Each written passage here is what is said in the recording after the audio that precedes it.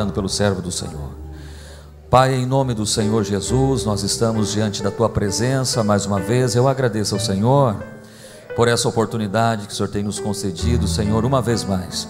Está nesse lugar, Deus, para louvar o Teu nome. Pai, continue usando, Senhor, os Teus filhos, conforme o Senhor sempre tem usado. Usa, Senhor, instrumentaliza o Teu servo, em o nome de Jesus. Amém.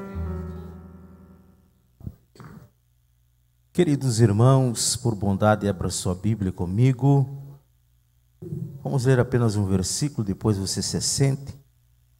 Capítulo 1 de 1 Coríntios, versículo 1. 1 Coríntios, capítulo 1, versículo 1. Quero cumprimentar a todos com a paz do Senhor Jesus Cristo. Aos nossos obreiros, aos nossos irmãos que estão conosco, que Deus venha nos abençoar. Diz assim a palavra do Senhor: Paulo, chamado pela vontade de Deus para ser apóstolo de Jesus Cristo. Vamos dizer todos juntos: Paulo, chamado pela vontade de Deus para ser apóstolo de Jesus Cristo. Querido, se assente, mas abra sua Bíblia comigo em Gálatas. Nós estamos estudando essa carta aos Gálatas e estamos na terceira lição, irmãos. Hoje o nosso tema é como Paulo se tornou apóstolo. Como Paulo se tornou um apóstolo. Vamos nos basear no capítulo 1, versículo de número 11 ao versículo de número 23. Eu vou fazer a leitura até o 18, para não ser muito extensa, mas você fique acompanhando na sua Bíblia. Gálatas, capítulo 1, os irmãos encontraram. Mas faço-vos saber, irmãos, que o evangelho que por mim foi anunciado não é segundo os homens, porque não o recebi, nem aprendi de homem algum, mas pela revelação de Jesus Cristo. Porque já ouvistes qual foi antigamente a minha conduta no judaísmo, como sobremaneira perseguia a igreja de Deus e a assolava. E na minha nação excedia em judaísmo a muitos da minha idade, sendo extremamente zeloso das tradições de meus pais. Mas quando aprouve a Deus, que desde o ventre da minha mãe me separou e me chamou pela sua graça, revelar seu Filho em mim, para que pregasse entre os gentios. Não consultei carne nem sangue, nem tornei a Jerusalém a ter com os que já antes de mim eram apóstolos, mas parti para a Arábia e voltei outra vez a Damasco.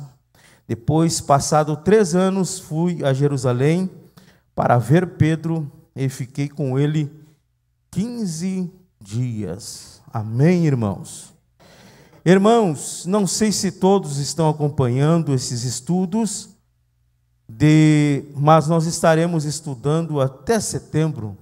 É um livro pequeno, mas um livro que vai trazer muitos ensinos. Então, vou fazer aqui a parte que fez o evangelista irmão Gilmar no primeiro culto, incentivando os irmãos a estarem nos cultos de terça-feira.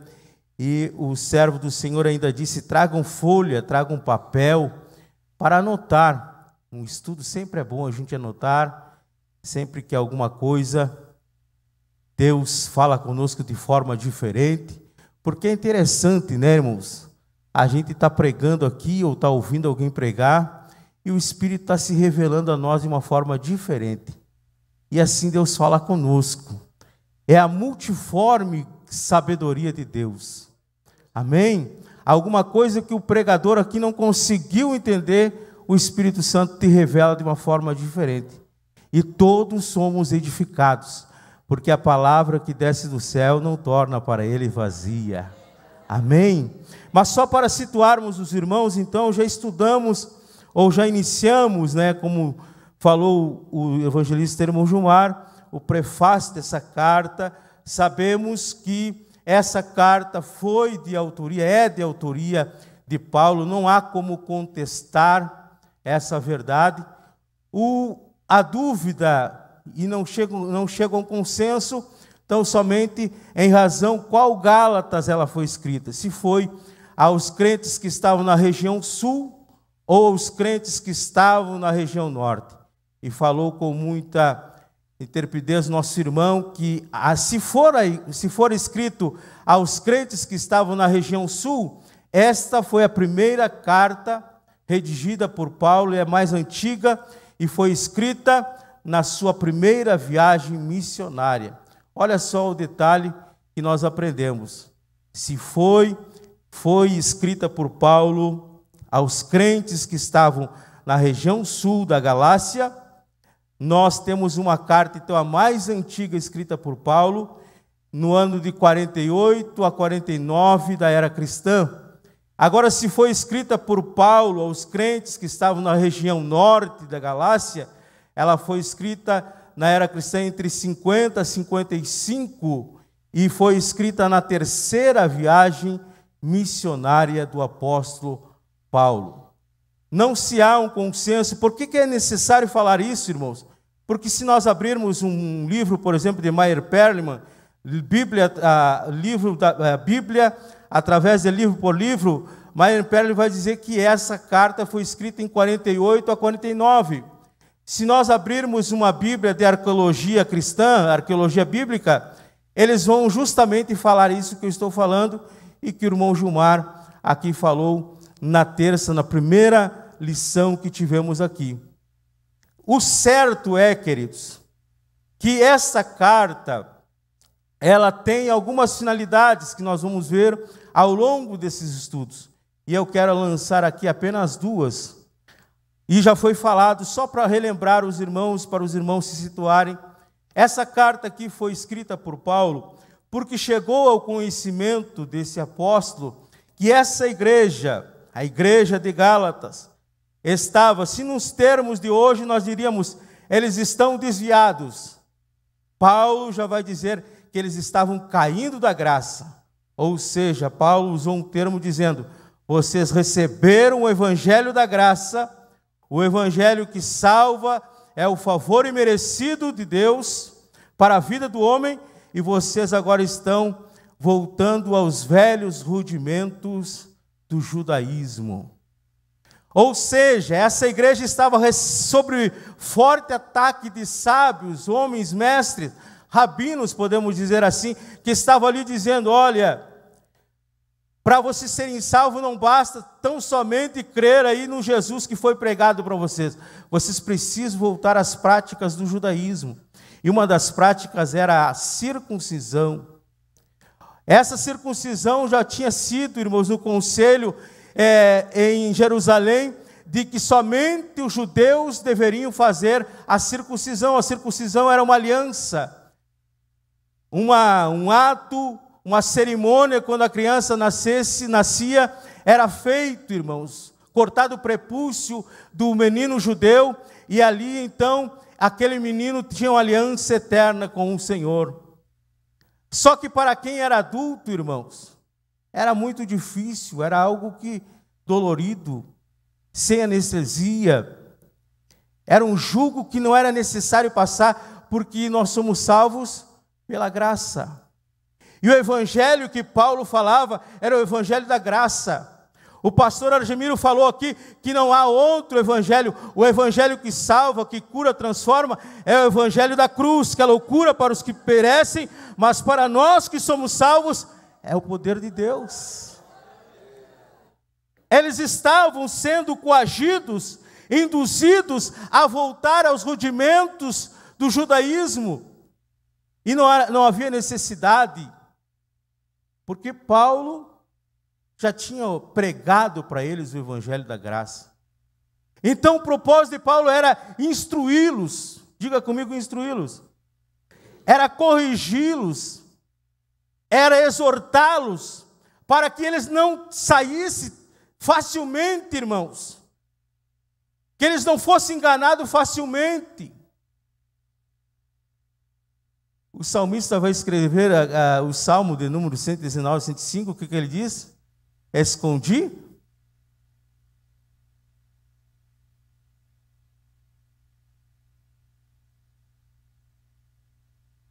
Ele não escondeu simplesmente por esconder, ele escondeu para não pecar.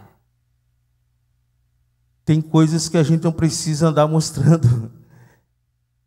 Nós precisamos guardar aquilo que recebemos, entesourar no nosso coração.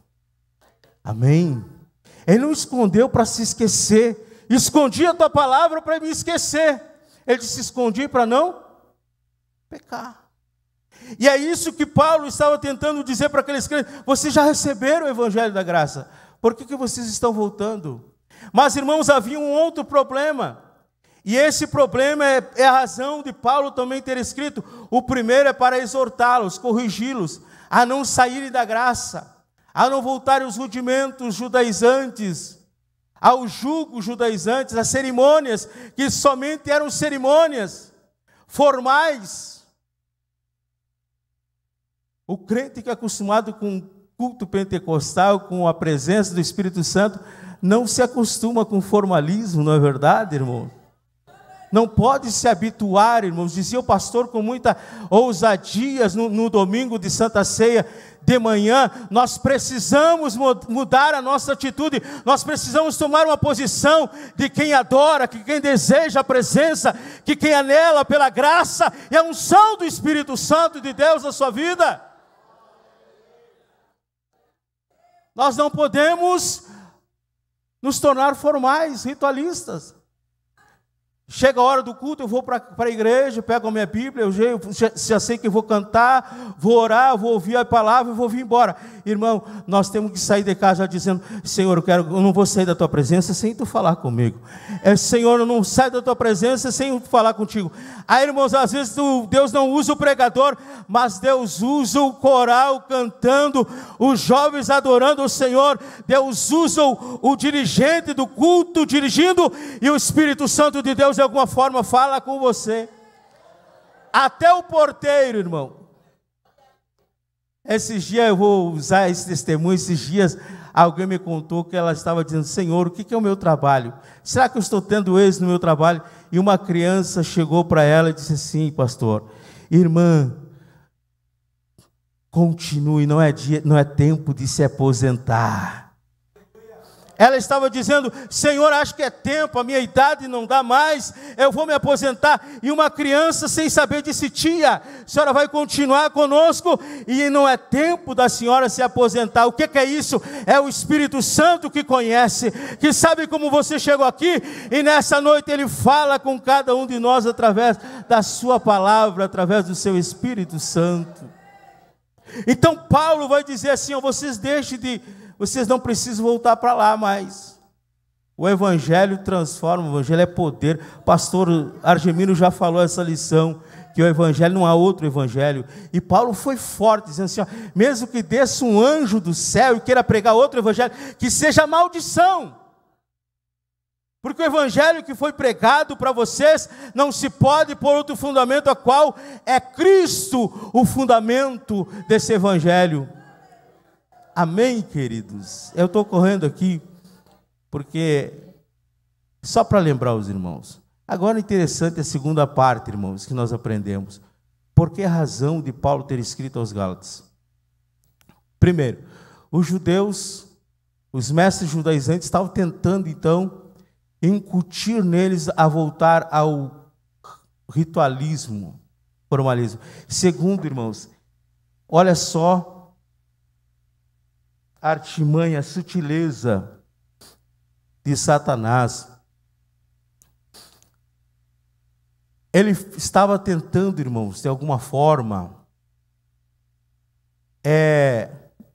tirar o crédito do testemunho de Paulo, dizendo que Paulo era uma fraude, dizendo que Paulo era um impostor, dizendo que por Paulo não ter sido separado entre os 12 por Jesus, Paulo era uma falsidade, era falso. Ele tinha sido um homem talvez comprado pelos discípulos e feito lá, Paulo estava pregando lá um evangelho que não era, porque ele não tinha sido separado. Ele estava usando de falsidade, ele estava logrando o êxito, por quê, irmãos? Porque eles estavam tirando o crédito do testemunho de Paulo. Isso aqui falou forte em meu coração. Por quê? Porque Paulo teve a oportunidade de defender-se. Agora pense, querido, eu vejo aqui, Paulo não tinha nenhuma necessidade de se justificar, não era propósito de Paulo se justificar. Olha, eles estão dizendo que eu não sou apóstolo, mas eu sou apóstolo sim, eu sou um homem de Deus, eu fui chamado. Paulo não tinha razão, nem tinha interesse. Paulo não tinha interesse.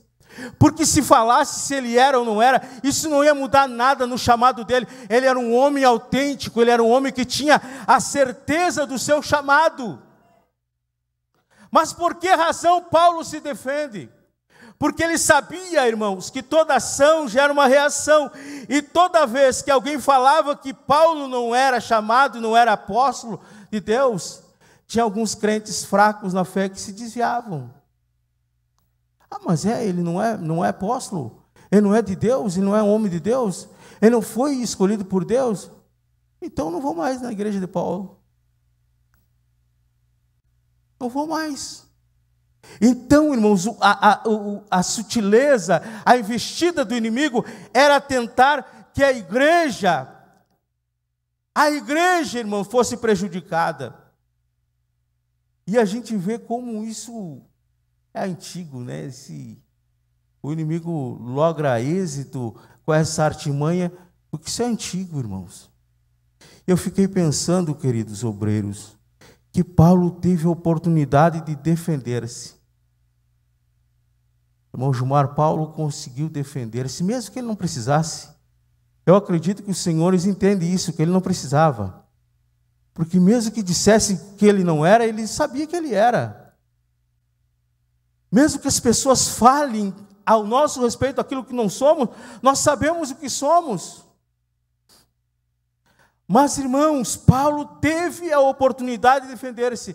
Eu fiquei pensando, quem não tem oportunidade de se defender? E quantas calúnias, quantas injúrias sofrem? E quantas pessoas, irmãos, usam ou se deixam ser usado pelo nosso adversário e falar mau testemunho, falso testemunho do seu irmão. Não é para prejudicar o irmão que está sendo caluniado, é para que haja divisão na igreja. Satanás sabe que o reino dividido não prospera. É por isso que ele tenta incutir no meio da igreja inimizades, porfias, ódio, brigas, traições, ciúmes, tudo isso é obra da carne. Mas infelizmente acontece isso. Não, irmão Pedro, eu não gosto, eu não tenho pavor de fofoca. Mas não sai às vezes do Facebook procurando lá um chismezinho para saber o que está acontecendo.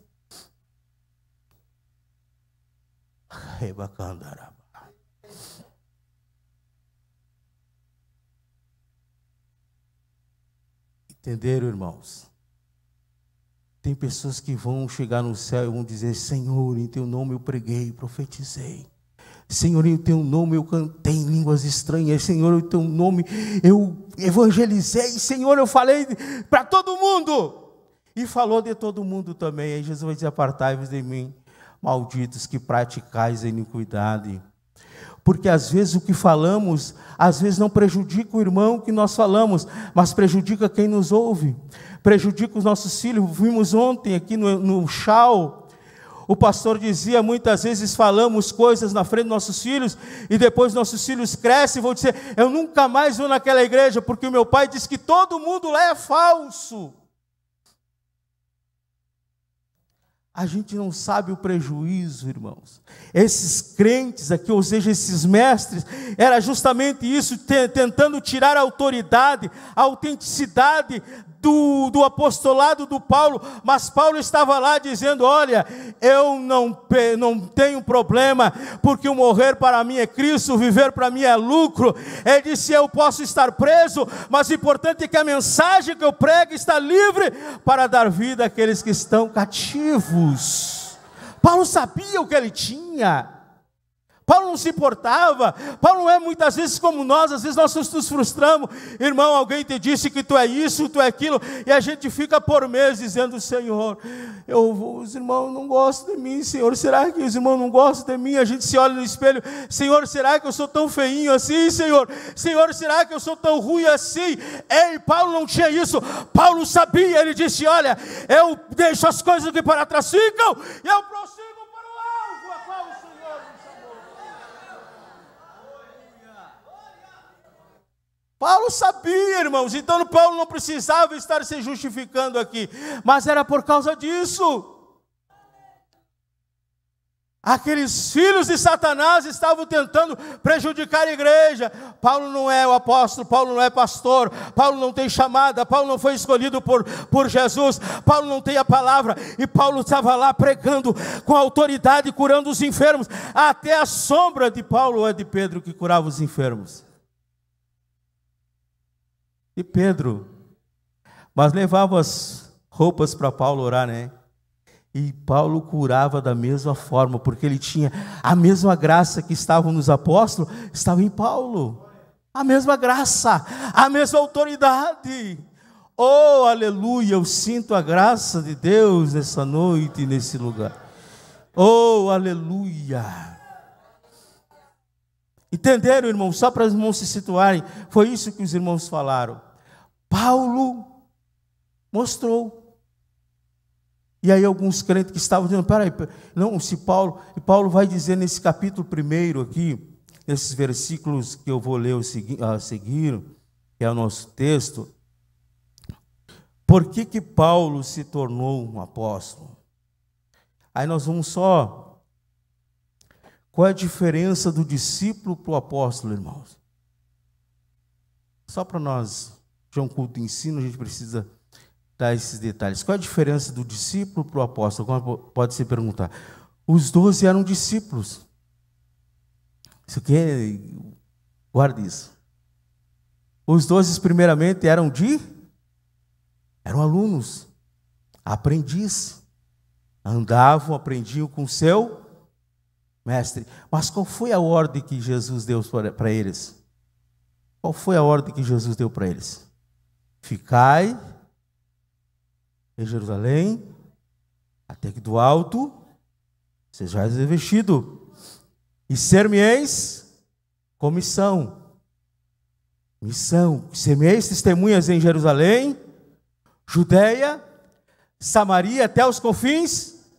Agora eles estavam saindo de ser apenas discípulos, estavam se tornando Por que o apóstolo faz, irmãos? O apóstolo é o comissionado. O apóstolo é aquele que tem a missão. Então eles saíram, irmãos, para vocês verem que às vezes as pessoas se opõem à hierarquia da igreja, mas veja, eles eram apenas discípulos, aprendizes. Mas agora Jesus disse: vocês vão receber poder e vocês vão subir um degrau a mais, vocês vão ser apóstolos. Porque agora tudo que vocês ouviram, vocês vão falar, mas vocês não vão só falar, vocês vão ser cheios do Espírito Santo de Deus, cheio da presença de Deus. Era a diferença, é a diferença. Então, como Paulo se tornou apóstolo, se ele não viu Jesus, se ele não andou com Jesus, não era discípulo de Jesus, não foi chamado com os 12, como ele se tornou apóstolo? Seria bem simples a gente chegar aqui e dizer: Paulo caiu do cavalo. Ele caiu do cavalo, irmãos? Sim ou não? Não? Às vezes a gente empolgada, a gente diz: Paulo caiu da sua cavalgadura. Não é assim? Ele viu uma luz aí, o Edmo, sempre ligado, né, irmãos? Paulo viu uma luz. E aquele homem que era o Saulo. Irmão, outra pergunta. Deus mudou o nome de Abrão para, porque ele seria o pai de muitas. Deus mudou o nome de Sarai para, Deus mudou o nome de Jacó para, Deus mudou o nome de Saulo. Não, glória a Deus, essa igreja conhece a Bíblia. Não, é que Saulo, irmãos, antes dele se tornar Paulo, Saulo, seu nome era em hebraico, que quer dizer grande, majestoso, desejado. Paulo, depois que ele recebeu o evangelho da graça, foi alcançado pela graça, ele se tornou humilde, se tornou uma ovelha de verdade. E ele, como ele tinha duas nacionalidades, nasceu em Tarso, seu pai era benjamita, da tribo de Benjamim, ele tornou o seu nome, como ele era cidadão romano também, ele mudou o seu nome para Paulo, que quer dizer pequeno, baixo.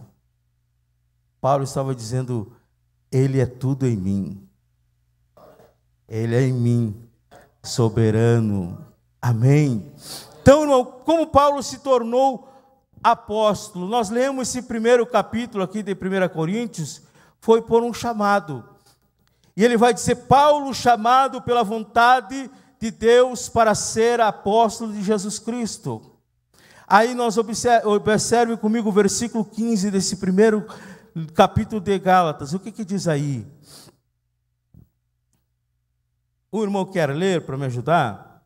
Versículo 15 do primeiro capítulo.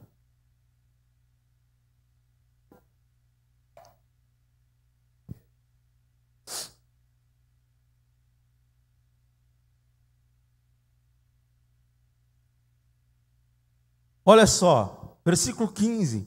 Mas quando aprove a Deus que desde o ventre da minha mãe me separou e me chamou pela sua... Desde o ventre de quê, irmãos? Tá, mas Paulo não era filho de judeu? Paulo não excedia em judaísmo? Paulo não se formou aos pés de Gamaliel, irmãos, o sábio Gamaliel? Paulo não era fariseu dos fariseus? Como nesse mesmo versículos 13 e 14 desse capítulo 1, ele vai dizer assim, ó, eu muito excedia e era extremamente zeloso aos rudimentos e aos ensinos de meu pai. Em outras palavras, Paulo estava dizendo, eu aprendi tudo de judaísmo. Tudo que vocês estão defendendo, tudo que você sabe sobre o judaísmo, eu era extremamente zeloso e radical.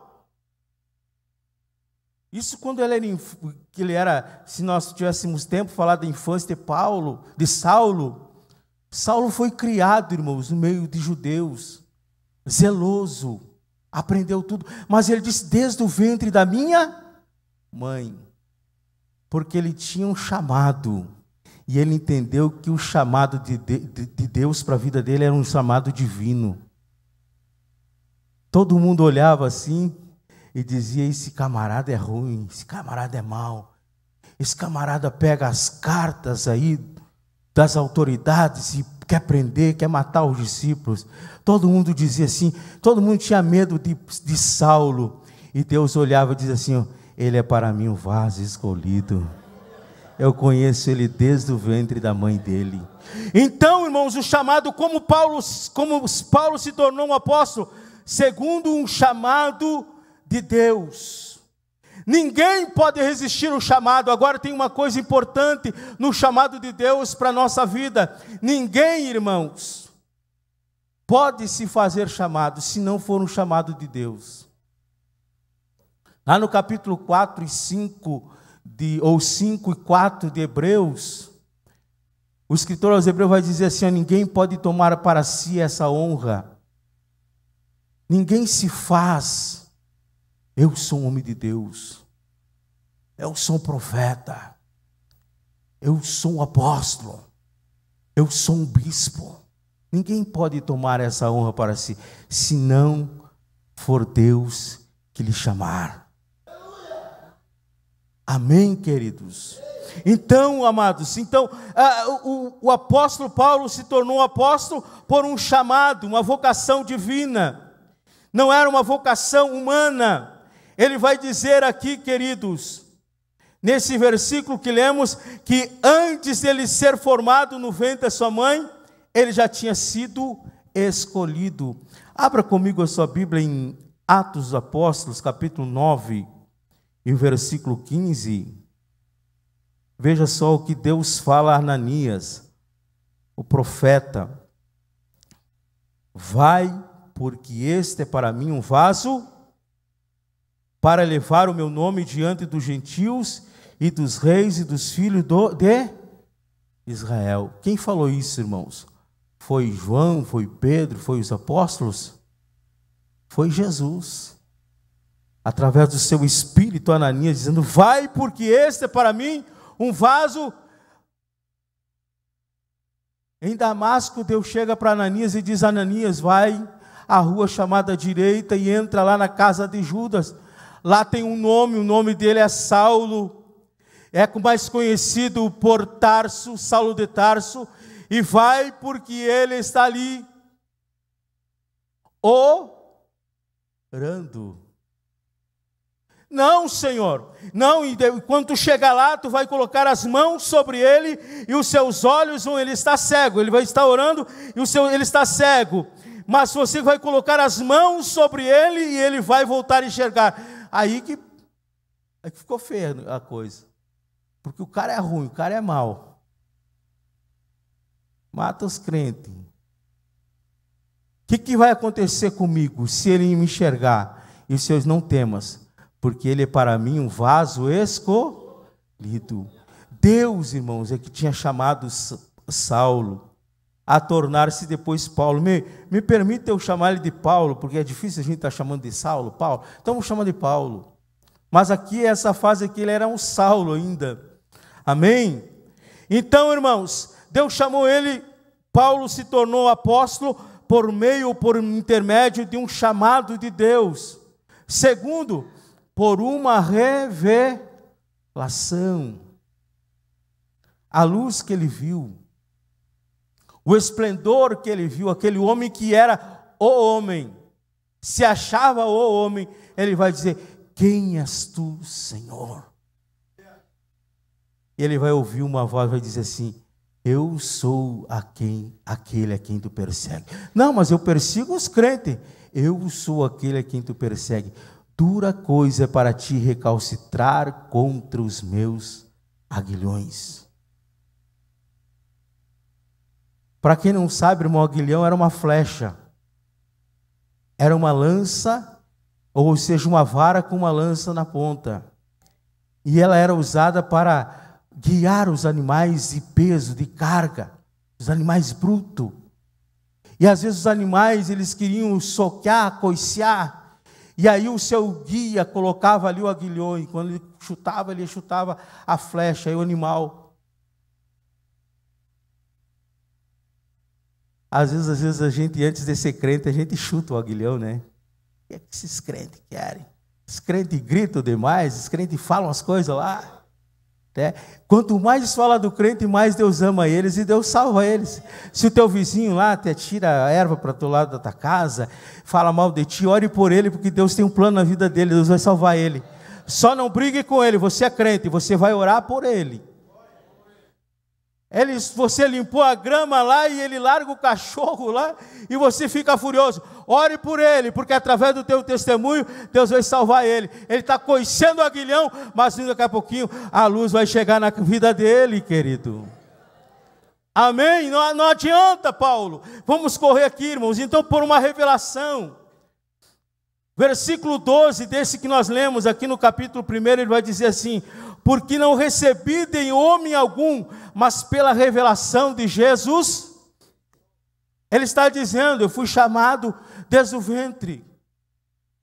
Eu me tornei apóstolo porque ele tinha uma chamada divina. Segundo, porque ele teve uma revelação, não de homem, mas da parte de Deus para a sua vida. E é interessante que isso aqui é espiritual, irmãos, é muito profundo, porque os olhos carnais de Paulo se fecharam. Deus estava dizendo assim, a natureza de Paulo, a sabedoria humana de Paulo, A sabedoria terrena de Paulo, eu estou tirando agora. Eu vou dar uma sabedoria divina da parte minha para Paulo. E Paulo, irmãos, eu vou aqui pular aqui. Paulo essa revelação foi tão profunda, irmão Luiz, tão profunda, pastor, que Paulo, é como se Paulo, tudo que os discípulos aprenderam com Jesus, andando com Jesus, Paulo aprendeu através da revelação, de uma revelação. Depois ele teve uma vida, uma vida inteira, uma história com Deus, mas nesse período que ele esteve cego, essa revelação fez com que Paulo aprendesse o que os discípulos, até mesmo os discípulos que andavam com Jesus, não conseguiram aprender. Qual é a lição que ele aprendeu, que os discípulos não conseguiram aprender? Jesus estava no Getsemane e vai lá com os discípulos: fique aqui comigo, é melhor que vocês orem comigo, eu estou em aflição, orem comigo. Jesus vai lá, se afasta deles, quando volta, está o Pedrão lá,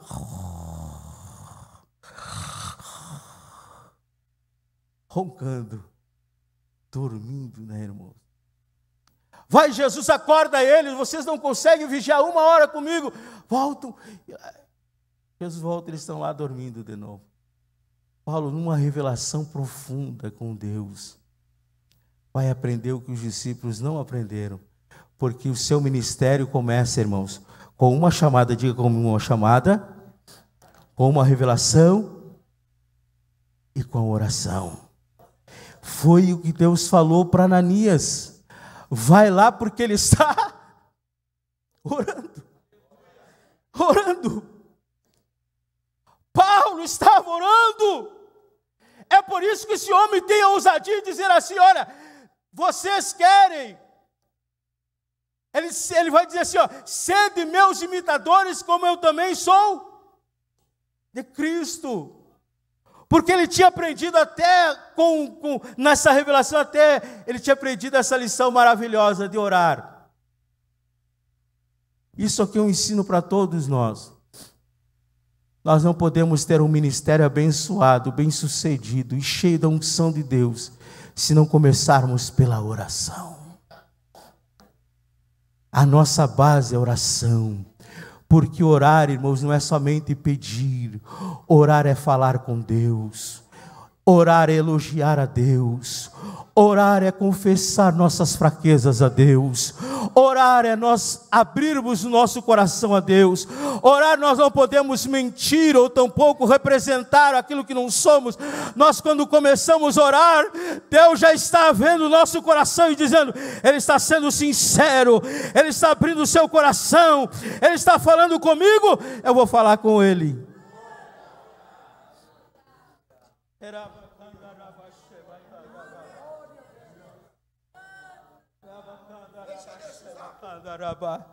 Por um minuto adore ao Senhor nessa noite. As tuas orações têm chegado à presença de Deus. Lá no céu Deus está dando testemunho. Eu vou mover o meu braço, porque lá em Uruguaiana tem mulheres e homens que oram, tem obreiros que oram, tem evangelistas que oram, tem diáconos que oram, tem auxiliares que oram, tem músicos que oram, tem cantores que oram, tem coral que ora, tem congregações que oram, tem pastores que oram. Eu vou mover o meu braço, porque tem gente que ora em Uruguaiana. Vai lá, porque Ele está orando. Aleluia.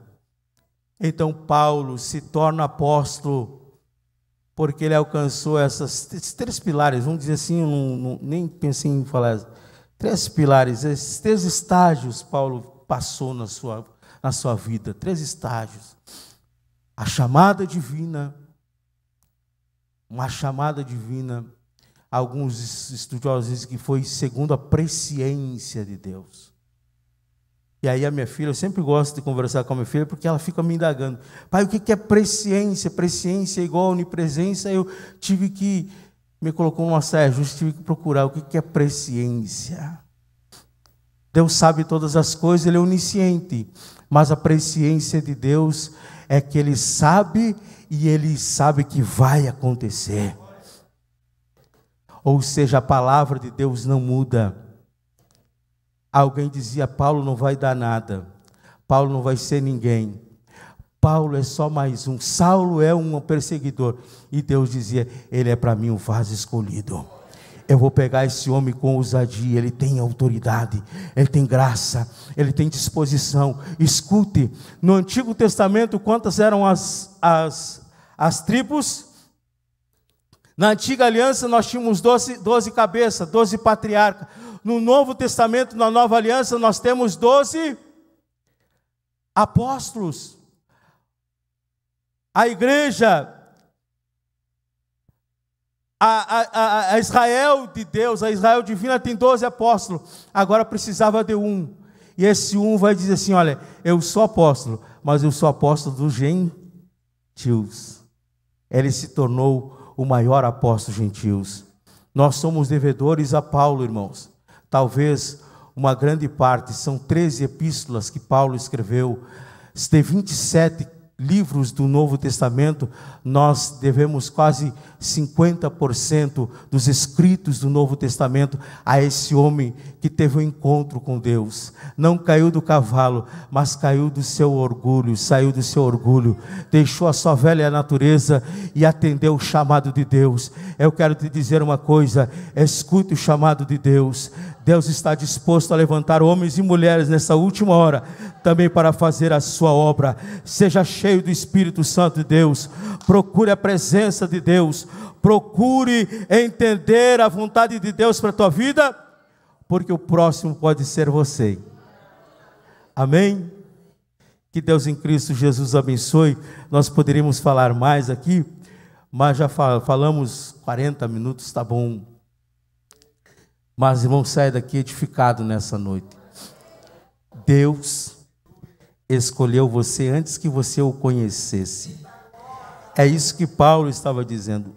Antes eu fosse. Aí os versículos demais aqui, irmãos, no versículo 1, Paulo vai dizer assim: olha, vocês podem até dizer que eu fui chamado, mas no meu ministério, antes de começar a pregar, aqui no Gálatas ele está dizendo, antes de começar a pregar, eu não tinha visto, não ouvi nada dos discípulos. Passaram-se 3 anos, aí ele foi ter com Pedro, ficou 15 dias. Interessante que Paulo já saiu dali pregando e ganhando almas. E alguns diziam assim, né, esse aí não é o perseguidor. Está aqui no versículo de número 23, mas somente tinham ouvido dizer: aquele que já nos perseguia, anuncia agora a fé que antes destruía, e glorificavam a Deus a respeito de mim. O próprio testemunho de Paulo já mudava a vida de pessoas. Querido, Deus te chamou, não para você ser mais um aqui na igreja, mas as pessoas que te conheciam vão dizer assim: ó, eu vou para aquela igreja, porque se Deus mudou a vida daquele homem, vai mudar a minha também. Se Deus mudou a família daquela mulher, vai mudar a minha. Se Deus restaurou a família daquele homem, oh, aleluia! Tem uma graça de Deus sobre a tua vida, tem um chamado de Deus sobre a tua vida. A tua vida, querido, Deus quer usar para outras vidas. Foi isso que aconteceu com Paulo. Perseguia, matava os crentes. O que está acontecendo? Agora ele foi para o outro lado. Por que foi para o outro lado? É que Jesus teve um encontro com ele. Ele conheceu uma paz que excede todo entendimento. Ele conheceu um Cristo que pode fazer o impossível. Ele conheceu o Evangelho que muda e transforma. O Evangelho que é loucura, já falei, para os pecadores, para os perdidos, mas para nós é poder de Deus. Receba a mensagem do Evangelho de Jesus Cristo. Receba a graça de Deus nessa noite. Receba a unção de Deus sobre a tua vida. Receba a presença de Deus sobre a tua vida. Deus quer que você se levante nessa hora. Nós não temos mais Paulo, nós não temos mais aqui os apóstolos, mas nós temos a unção do Espírito Santo de Deus. A igreja tem a unção de Deus sobre a sua vida. Levante-se, igreja, posicione-se, dizia o pastor no domingo. porque Deus quer nos ajudar, Deus quer nos fazer, irmãos, instrumento nas suas mãos, para ganharmos as últimas almas para o seu reino. Deus os abençoe, queridos, em nome de Jesus. Deus abençoe, irmãos e irmãs, em nome de Jesus.